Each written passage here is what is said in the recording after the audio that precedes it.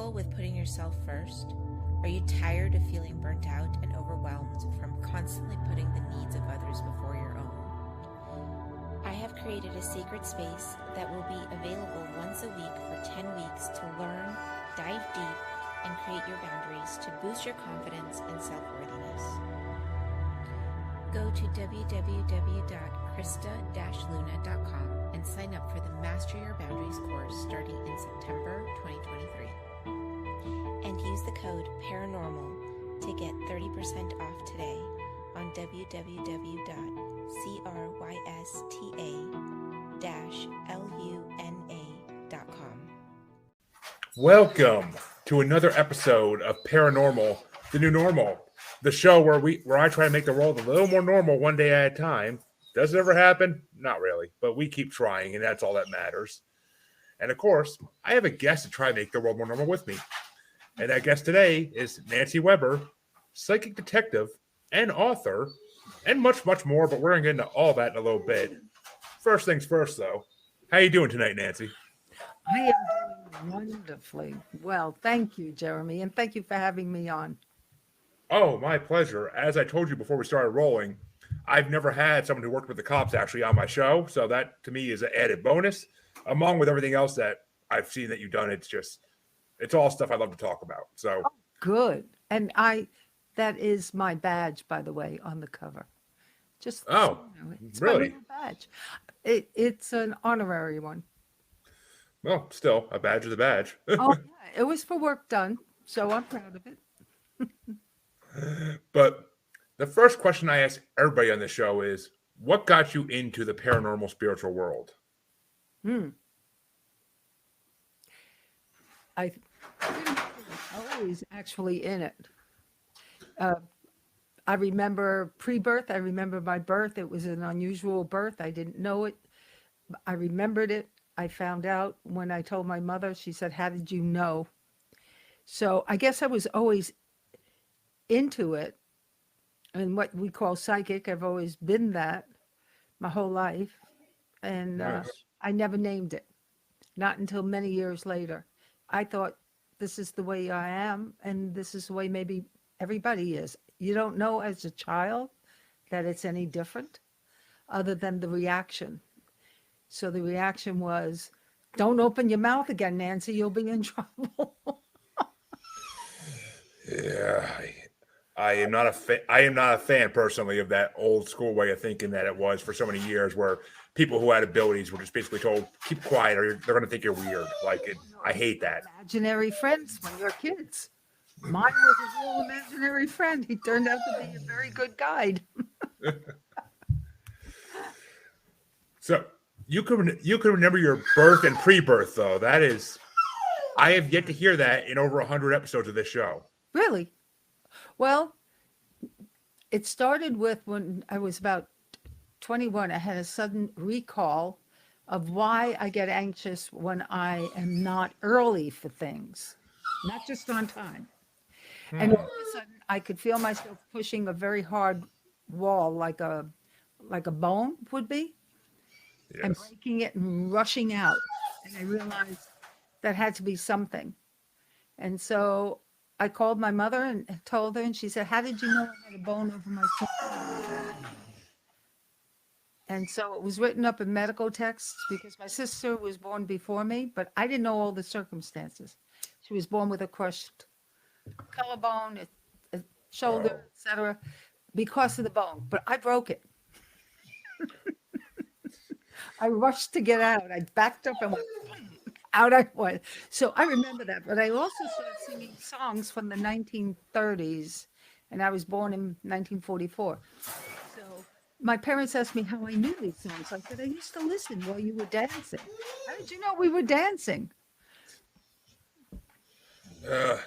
That's mind-blowing. That's mind-blowing. Now that kind of recollection, Monty. Pieces of it, not a lot. Still, I mean, just little pieces, but I think they were strong for me. I love the music. Yeah, I mean, well, music is a big thing for people to recall things with. It's a good information source like that sticks with us. Like Yeah. I could hear a song, remember like the movie I watched when I first heard the song, or where I was when I first heard the song. So Oh, you connect it all. I don't yeah, always, I'm not always able to connect it all. I remember, what was that movie I saw it in? Thank God for my phone. I can look up anything. I mean, I'm not saying that I can remember it like that second. Sometimes it takes me half a day of thinking about it. Then I'm like, oh yeah, but I mean, it's not always an instant recall type thing here. It's just not one of my strong suits, for sure. I have the weirdest ability my whole life to be able to remember the most non-important details of events and everybody else in my family will be like, how do you remember that? It wasn't even like a big day or anything. I'm like, I just do. Like I could remember movies that came out in the 2000s and who I saw it with, like, and 20 years later. And like, I haven't talked to those people in some of them in like 15, 20 years. And I still remember like going to the movies with them. So just because I remember the movie. You sound just like my daughter and my son. They can remember all that, and I'm looking at them and I said, was I there? So we all have our story, and they play trivia a lot. So Aw, baby. yeah, she's not happy she's in her cage, but she'll get over it in a minute, hopefully. Munchie, munchie, munchie. Good thing you're the mascot for this podcast, otherwise you'd be fired. Just saying. But so you say you have a spirit guide. Well, no, I don't say I have. I had a being, male, by my crib who taught me things. When I was curious and I saw things I didn't understand, I believed the man told me what they were. Like at age 2, I was standing in my soon-to-be bed, but it was crib. I think they either converted, I don't know. And my mother was talking. I could see them in the open door to a woman. And I saw something in the woman's belly. And so the man told me that was a baby. And I waddled out and I pointed to her belly and I said, baby. And the woman said, how do you know? And she turned to my mother and said, how does she know? I just found out from the doctor. My husband doesn't even know. And my mother's answer was, shut up and go to your room. And so that man, I wasn't upset at that. I just didn't know why she was angry. But that being would come to me as I woke up, come to me sometimes during the day. And at about age 13, it stopped. And at age 31, I saw it again. I call it it. Because I don't know, no matter what I encounter and what I see, I don't have absolute proof on, is it a great imagination on my part? And if so, then how did I get all the stuff he tells me? I don't know. Interesting. I don't have to know. I can be curious and wonder, but I don't Of course. And in the paranormal world, that's all we ever can do is wonder and speculate. Basically, we can't know for certain about a lot of things. But I will. Was there any? Did your parents ever talk? Big yawn, girl. Big yawn. God. Part of everything. Yeah. Did your parents ever say later that the house was haunted, possibly, or like that no? No, my mother was terrified of all of it, so she would never open her mouth about it. My father never talked about it. My mother was so angry when I became a known psychic, rather than my nursing career left it. That when I visited them, a woman came out and said, "Oh, I saw you in the newspaper in 1970 something," and my mother went, "Go in the house." Like I was 2. She didn't want anybody to know or even mention what I do. It would terrify her. And well, not funny thing. The sad thing is, I hear that so often that parents in that generation just shut it all down. They didn't want people knowing like that their sons or daughters picked this career as a way to do things. They get anybody who did. Actually. Oh yeah. Over a year. Well, my parents and I were I became a psychic at age 31. I already had my second child, and we didn't see each other except once a year. My parents, they lived West Coast, I lived East. And so, and traveling was tougher at that time. But we didn't have a great relationship anyhow. So that was okay. I met a lot of people of their generation who opened my eyes about what I'm doing. So I always think that there has always been people curious worldwide, you know. Uh, I work worldwide, so depending on the culture, there are some who, I don't care how many generations, they've always honored it. They have great respect for it. It's I think it just depends on the culture within that group. You know, my mom was Interesting. very psychic. She saved her mother's life, but she hated having something happen she could not control. Makes sense. I mean, well, it makes sense knowing that generation and their beliefs. Like nowadays, it nowadays it's a way more openly accepted thing, and it's just the way it goes nowadays. That like and people understand it. I mean, back then, psychics were something you saw at a carnival, maybe, or like when. The word. Oh, really? I knew nobody at Mm. all who called it anything. And when I started, it was because I had done so well at running a psychiatric unit that we made medical history because we didn't have to give drugs to very, very acute psychotics. I could get them to open up in minutes sometimes. And so we made miracles and they without meds. But I didn't know what, I knew it was something worthwhile, not psychic. I understood through my nursing career it was very worthwhile to be able to have that kind of, um,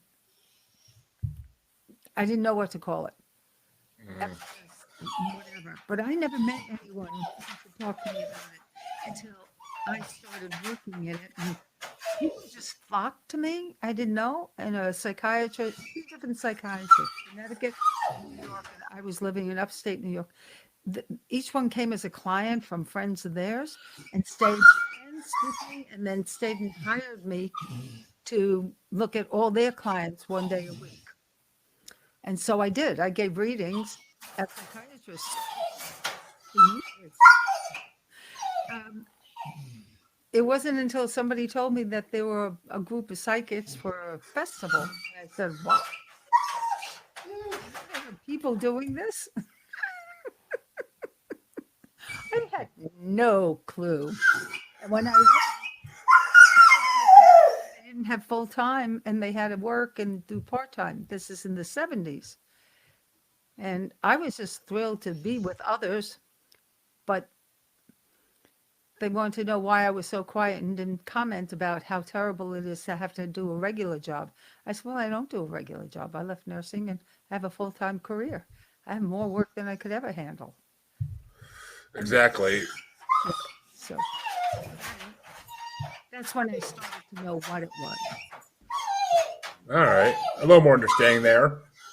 What motivated you to change careers all of a sudden? Like, because I mean, nursing's one of those careers that you do it long enough and you're going to be retiring pretty decently someday. But Um, I graduated and was a nurse right before my 19th birthday. And I did a lot of different work. I did cancer research when I started, and I worked in little places. At age 25, I married, and in the first page of my book, The Life of a Psychic Detective, tells you why I left. My first husband had a fellowship in neurophysiology research, only it wasn't quite what he expected, so he came to me when I was 5 months pregnant and tried to kill me. And so I was left with a permanent disability. And then 3 years later, and that was the second massive injury I had at 19 as a nurse, a 300-pound patient fling herself onto me and threw me down. So I spent 11 months out of 24 in a hospital bed. So I had a history of disabilities that kept me moving away from lifting people. I couldn't. I wore a body brace.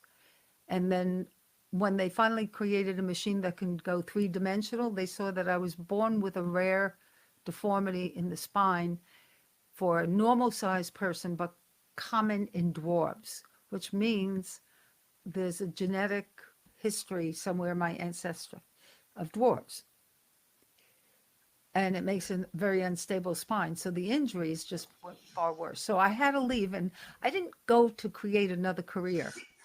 I was married to another man at that point, and I was pregnant, and his work collapsed in the industry, and he sat on a couch for a year. And out of thin air, I started earning money, not planning it at all, not at all. I bake zucchini breads. And one of my friends says, "Hey, can you make 10? Here's $10. Can you go make me 10 for a party?" I'm looking, huh? "You embroidered your work shirt? I love it. Can you do one for me? Can you do 6 for me?" That's how I grew my business. Interesting. Interesting. I mean, it's I know what I was doing. I knew I had food on the table. yeah. I mean, you did what you had to do, and fate kind of provides you a way to do it in a way. I mean, Believed. It's not I wouldn't even say I was never particularly religious, although I am a minister. It's more kind of universal. I never cared about anything other than everything's connected. But I did believe that if I focus with my intention, there's nothing to worry about. You just do your best. exactly, exactly. And I mean, and obviously following your gut and doing what you think you need to do ended up working out for you. I mean, obviously, because you are where you are now with multiple books written about your life and things you've done. So apparently it all worked out in the end. But how'd you start working with the police? That's what I'm kind of curious about. I moved in August 79 of last century. I moved to Bud Lake, New Jersey from Peekskill, New York. Oh, Peekskill? Yeah. I grew up in Kingston, New York. I know. Yeah, I'll say I know where that is. I lived in Croton on Hudson before that. Oh, okay, yeah.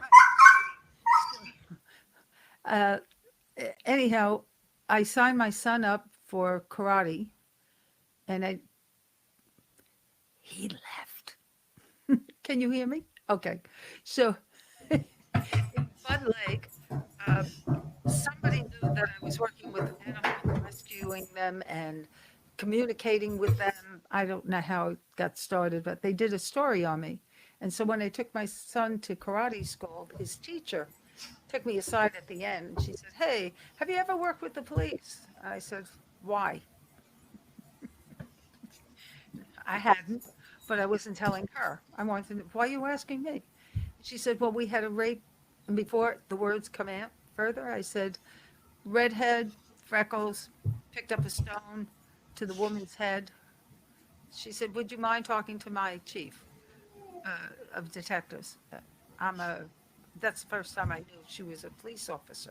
And I said, "No, sure," thinking nothing of it. And that's what started my career. Uh, he brought his partner after I met him once to my home and in my office, and he said, "We have a problem with what you just said, your description." I said, "What's the problem?" He said, "Well, 2 men are suspects, and they both answer that same description. And Jeremy, I did something I've never done. Everything is whatever, right?" And so I just stood up and limped strongly across the room to them, about 10 feet, and limped back and sat down. And I said, "That's who it is." And they said, "How did you know one has a limp?" I said, "It's easy. I became him." And so they went back, told him they had an eyewitness, and he fully confessed. Huh. It was a rape. Interesting. Yeah. So, these things happen, but I can't explain how I do things necessarily. I can examine them. Yeah, I mean, Yeah. it's all you can do, and I mean, it kind of makes me think of the Dead Zone almost, like the Stephen King novel turned into a movie with Christopher Walken. Like it kind of makes me think of that in a way. I mean, because that's kind of what Stephen King wrote the book about is a man who can, well, a little different because in his book, a man comes back from the dead, and when he touches people's hands or any part of their body, he can see like images of what memories. It's like so. But that's the point that has been proven in other ways. Many, many, many years ago, maybe 50, 60 years ago, there was a study of a blind woman in Russia.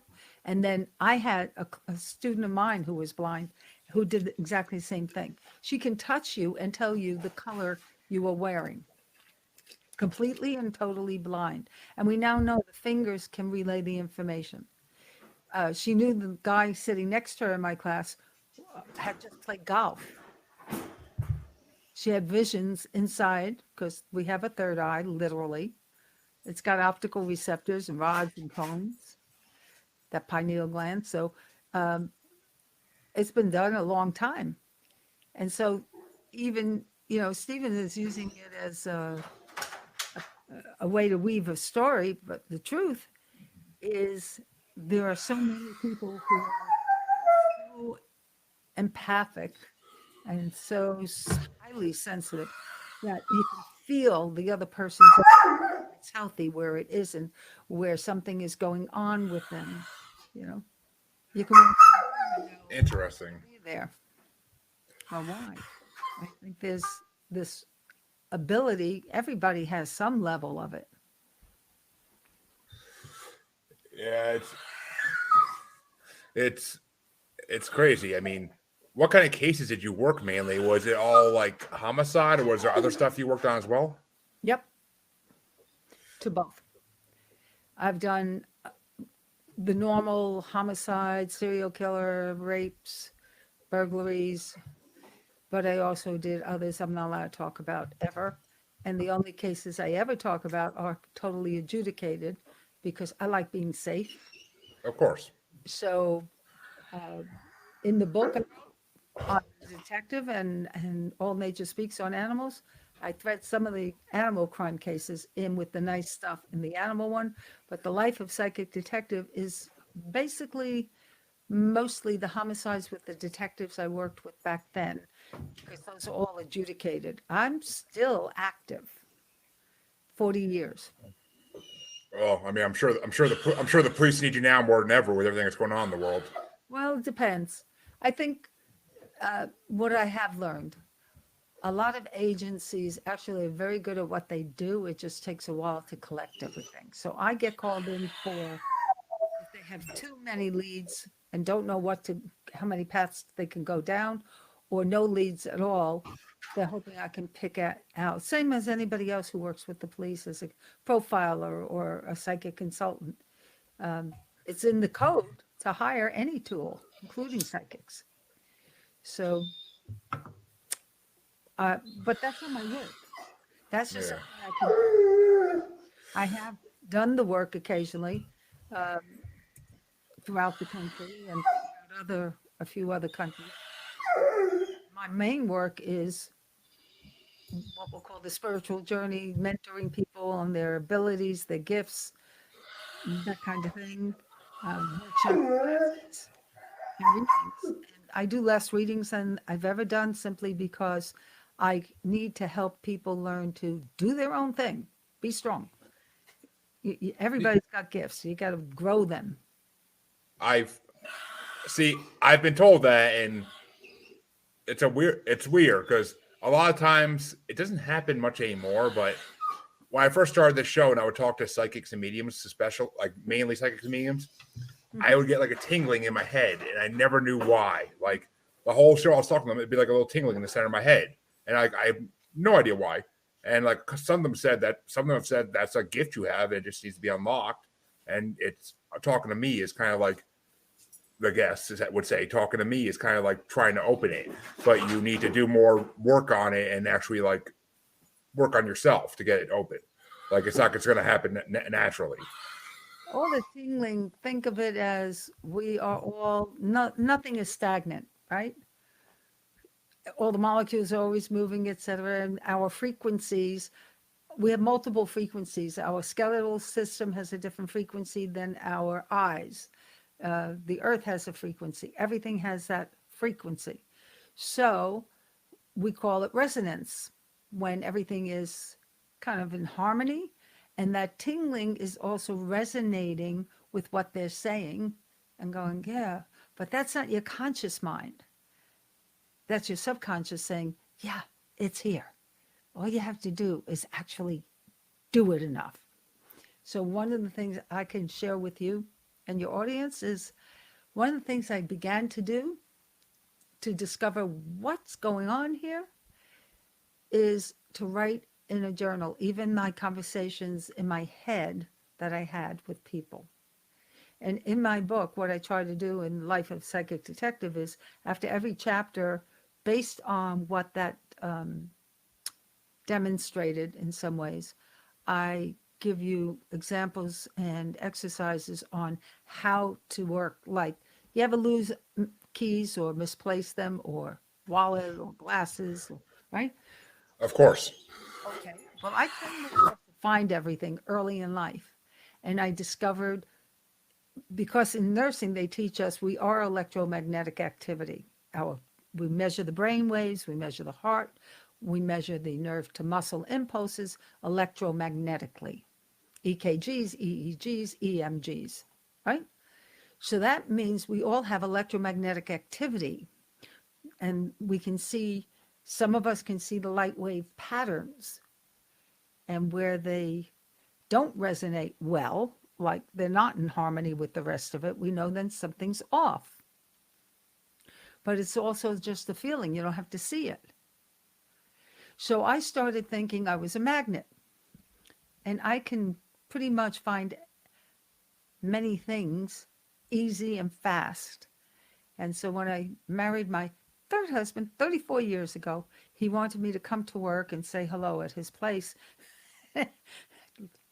Little did I know he was completely disorganized, big time. And the office looked like a storm hit it, and 3 other guys were sitting there chatting. Shelving about 30 feet long, floor to ceiling, and nothing organized, just thrown around. And my husband said, "Hey, do you think you can find 3 platinum discs I'm missing? I can't find them." And he walked out. And so I walked down the shelving. I just said, "Silver discs." I had no idea what he was talking about. And I just walked myself down as a magnet, seeing where I got pulled. And I went and put my hand where I felt pulled out. And a plastic bag had 3 silver discs. And I marched out right away. I said, "Hey, Dick, is this what you're looking for?" He goes, "Yeah." If he had told me then the value of those discs, and this is back 34 years ago, it was $12,000, I might not have been able to find them because I'd be too emotionally involved. This was just fun. So detaching from needing to do is, oddly enough, the key a lot of times to being able to do it. So if you wanted to play and you have somebody in the home with you, you stay in one room and they go hide something, and you don't know where it is, and you can just feel each room is in this room. And that it doesn't matter if you find it right away. The more you do those things, the more your brain gets that program that you really want to do this. It's intention, it's focus, and actually it's very easy. Pretty much almost every day I'm finding something after he's looked, and I know to sit back and watch him just search for things. But that's how I found 3 missing children. It was the years of doing that. Interesting. And so yeah, I saw that in your profile that you helped with missing children cases, which is phenomenal, because there's nothing sadder than when a kid goes missing. There really is nothing sadder. I mean, I have a 5 and 8-year-old myself, and if they went missing, I would be beside myself for like ever until they were found, or the worst. It does me. I know I can remember every single case I ever worked on with that, because, oh my God, horrible. But these 3 were 1 brother, 2 sisters who were parentally abducted. And it was an incredible experience for a lot of reasons. And I think that sometimes people, see themselves like you're saying, which is why I loved when I saw The New Normal, Paranormal, The New Normal. I love the title because too many people, even any generation from to Gen Z, it doesn't matter, would say, "Oh, I can't, not me," or "That's weird." Yes, but others would say, "Gee, I'd like to do it, but you can do it. You know how." No, I didn't know how. I got curious about what's going on. Just like when I was listening to some of your podcasts, and you're looking at everything in the universe and wondering, right? Well, did you want proof in some way? I can't get proof about the source and the absolute creation and how that occurred, from nothing to something or something to nothing. Blah, blah, blah, and I go nuts. It's like Stephen, oh, can't even remember his name. He's gone. Stephen Hawking. Yeah. Yeah.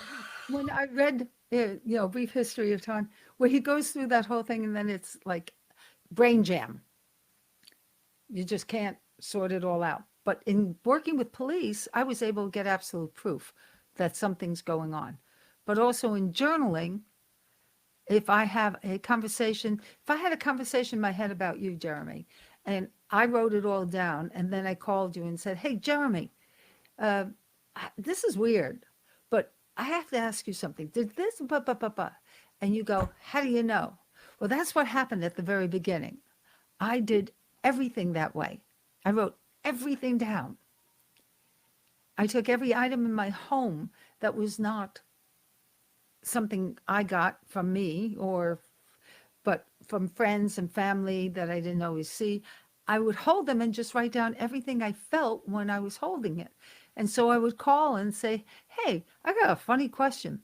Do you have a cast on your arm? How did you know I broke my arm?" And I thought, oh, weird. So I always say now, we're wireless. That's how they got wireless computers and everything else, and ham radio operating and CBs. We are all wireless, not just we, the trees. We now know they talk to each other in their own language. They feed stumps. They give their own nutrition.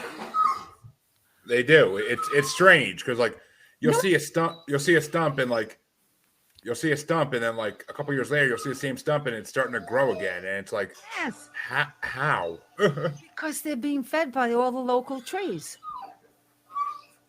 Hmm. No one's arguing. We can learn from them.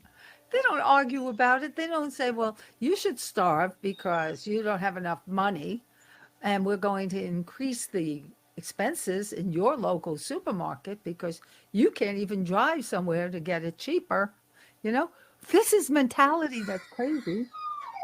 But trees don't ever even consider. They just give because they were given life. If we felt the same way that animals, and I said, on the cover is a squirrel and a deer and they're next to each other, they're my friends. They come and feed with me. I tell the squirrels, "You cannot leave peanut shells on my deck." And they look at me and they take this peanut and they go right to the edge of the deck, turn around, nod their head, and then get off. That's incredible. No, they understand. I wish my dogs listened that well. Here's a thought.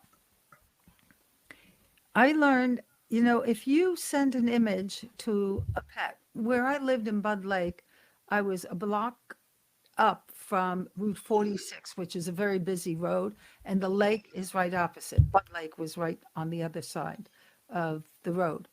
And my cats at that time, had never been anywhere like that. And they were always indoor, outdoor. So I sat down and looked at all of them, closed my eyes, and showed them speeding cars, pain, etc.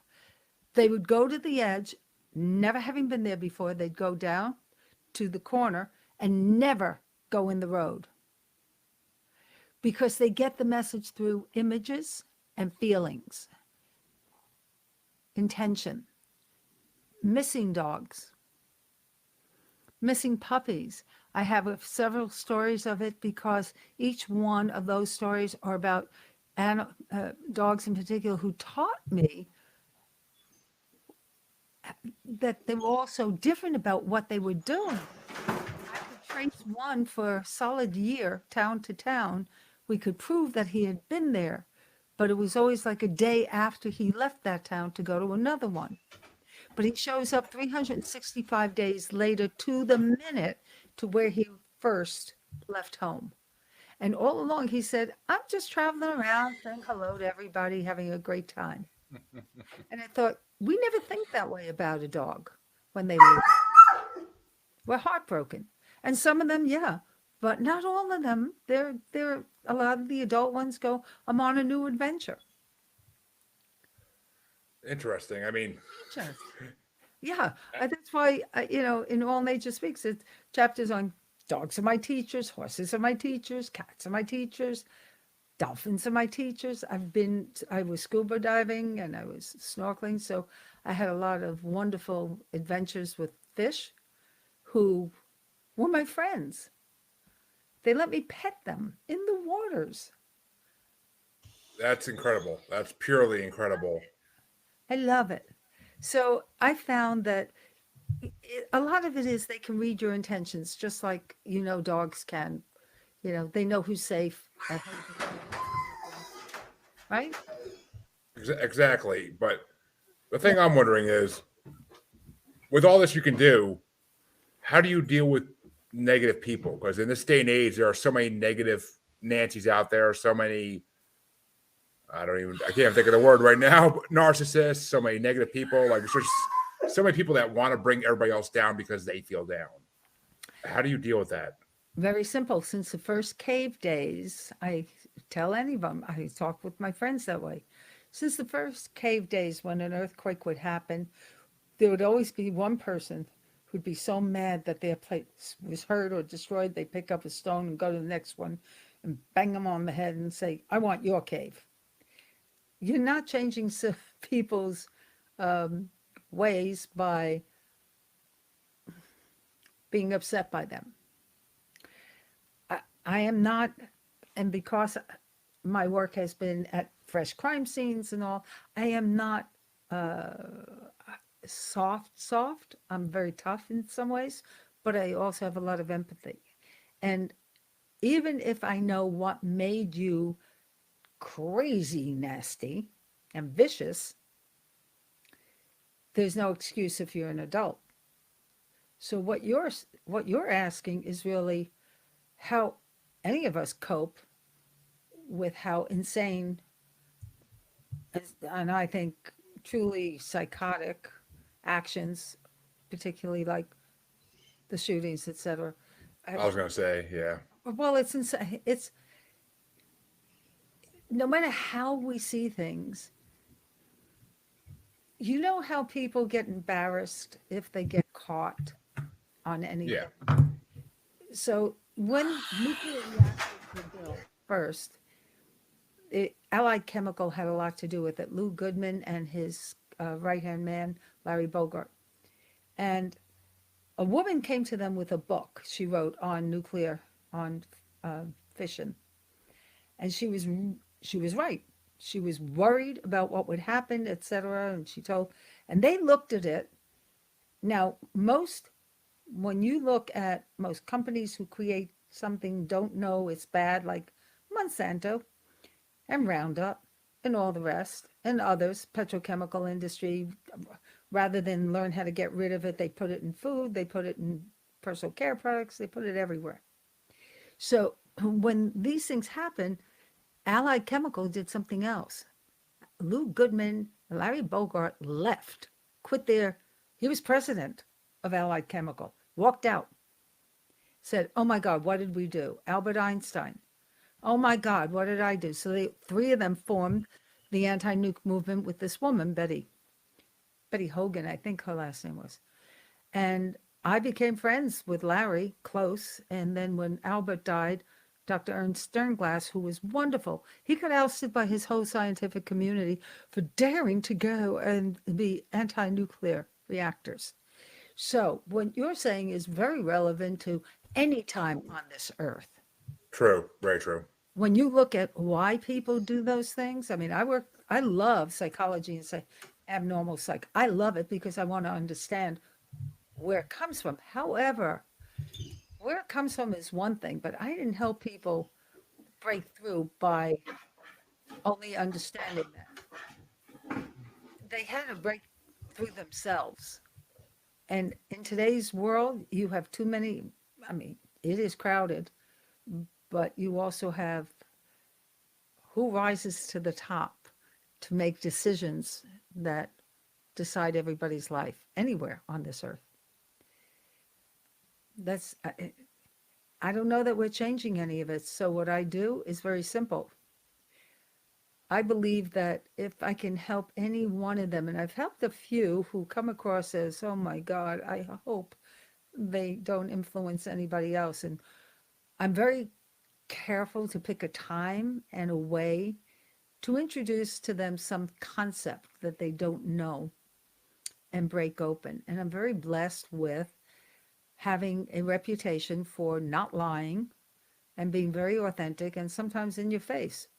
And so they hear me, and if I can prove to them some things, sometimes I've seen them change. Only you have to find a way to live with it. Anyhow, there are too many of them. You know that. Oh, I dealt with some today, actually. Yes, so I do know that. I mean, I deal with them every day of the week. I work in sales. I work in sales, and it's just a lot of people I call. Like, some of them will have great conversations with me, even if I can't sell them anything that day because it's telecom. So some days they have projects they're looking for stuff for. Some days they don't. But some of them are just so negative, like, take me off your list immediately. Well, let me tell you, buddy, you're not getting off the list because no one gets off the list. We'll just call you in 3 months when you forget about us. That's just the way it goes. But So I have another thought for you because I handle it differently. I decide that every being I'm speaking with, I'm on the other side of it, obviously, but every being I'm speaking with is an opportunity to know another soul before I connect. And what happens is magic. I found that out years ago because I was so shy. I decided I had to do something to overcome it. So I put my ego needs aside, ego being fear, that way aside. And I would close my eyes and imagine whoever I'm going to talk to next, I am going to find their beautiful soul. And weird things started to happen without saying where this happened. But I live near live music Thursday nights, and I loved going out dancing with my friends. And then I don't drink. I hate alcohol. It's not me.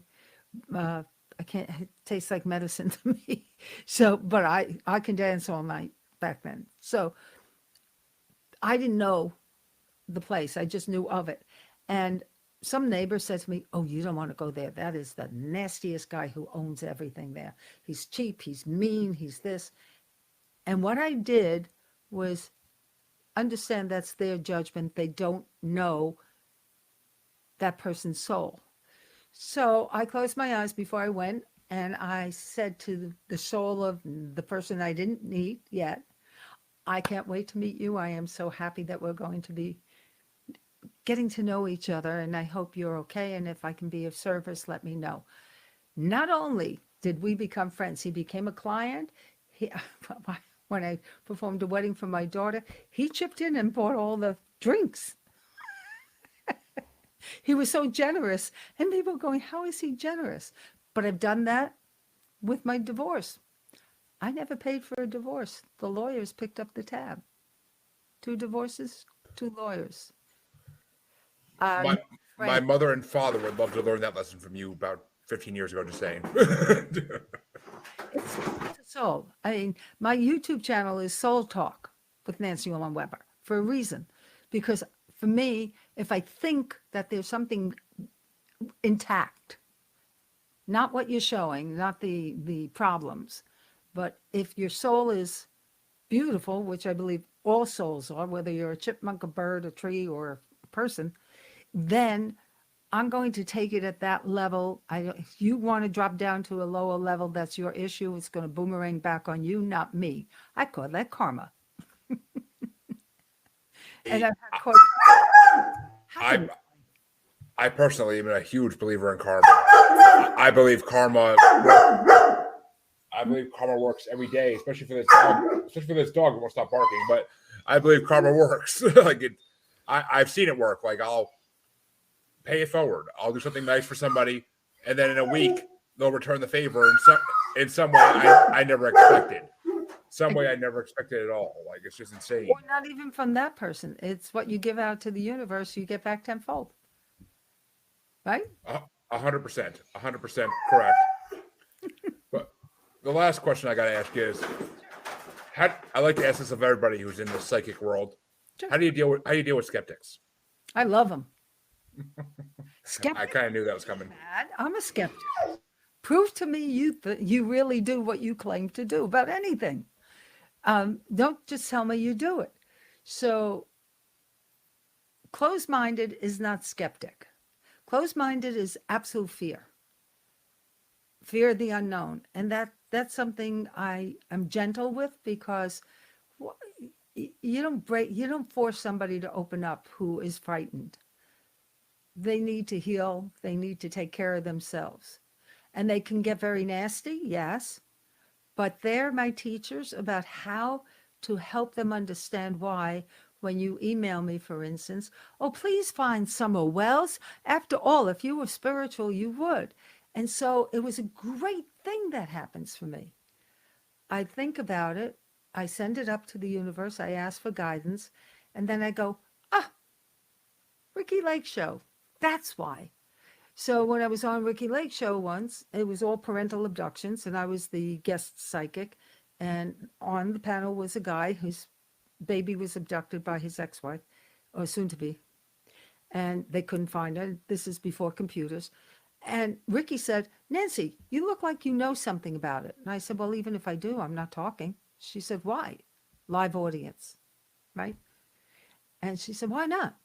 I said, because if I'm right, then she'll know not to do that. I'm not going to risk his ability to maybe have his baby back. So I have another offer. Well, what is it, Ricki said?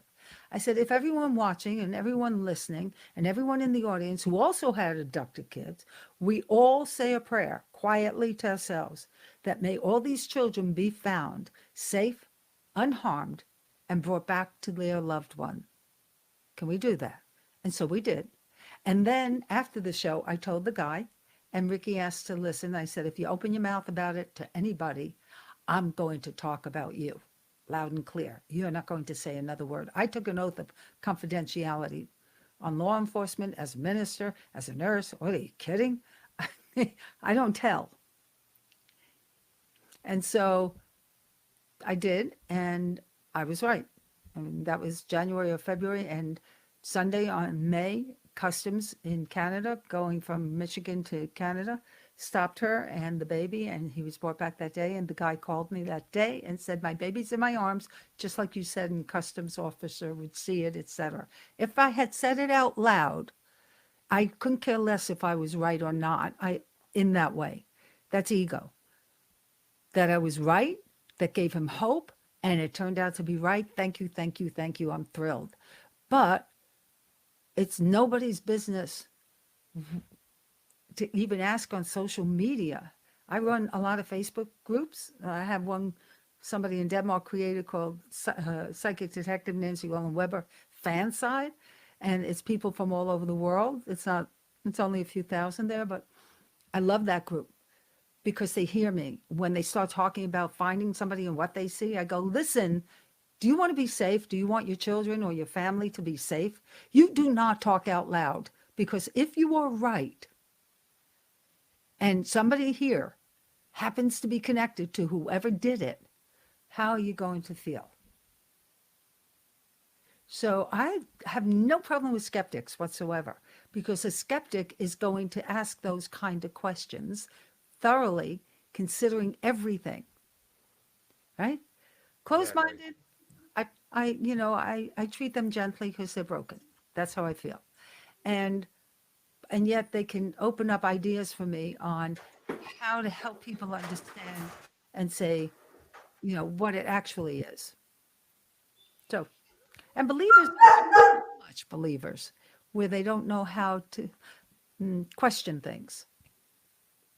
Well, that's an amazing way to look at things, and I agree. I mean, and everything you said makes sense, and I 100% agree with it. I mean, why would you give information you don't need to give, especially if it's going to end up deterring what you're trying to do? Right. So I agree. But before we wrap up here, because I do have another interview in a few minutes, Sure. tell people where they can find you, where they can find your books, and just promote yourself to the fullest. So the name is Nancy Orlin Weber. And that's how I get promoted. That's my website, nancyorlinweber.com. My Soul Talk with nancyorlinweber.com is my YouTube. My Facebook sites, Nancy Orlin Weber is a regular Facebook page that I think I have. I try and keep it below 5,000 because I think that's a limit, personal. But Psychic Detective with Nancy Orlin Weber, and I don't know. On my website, you'll find mentoring, you'll find sessions and workshops and classes and blogs and music that I created and wrote with a folk singer and all kinds of things. So thank you so much, Jeremy. It's really delightful. Your questions are, I love good questions. They make me stop. I try. And I truly do appreciate you coming on. It's been an honor to have you. And I will, of course, post all those links in my podcast notes as well. So people know where to find you. And I advise people, look into her books because I want to read them. So if I want to read a book, everybody should want to read it because I am Amazon. a little picky. I'm a little picky when it comes to books. So your time is precious, right? And the time I get to read is minimal. Minimals could be with 2 kids, 2 dogs, and a full-time job and podcast career. So yeah, I have very little time to read. But when I do, I actually have a pile of books from people that have been in my shows that they sent me autographed and everything. And like I've been trying to work my way through them, but I can't say I've gotten through one in the last 6 months because I just don't have the time. But no, you have, those you are accountable and responsible for come first, besides yourself. always, Right. of course. Right. But, I didn't have time to read when my kids were growing. oh God, no. I really appreciate it. Thank you.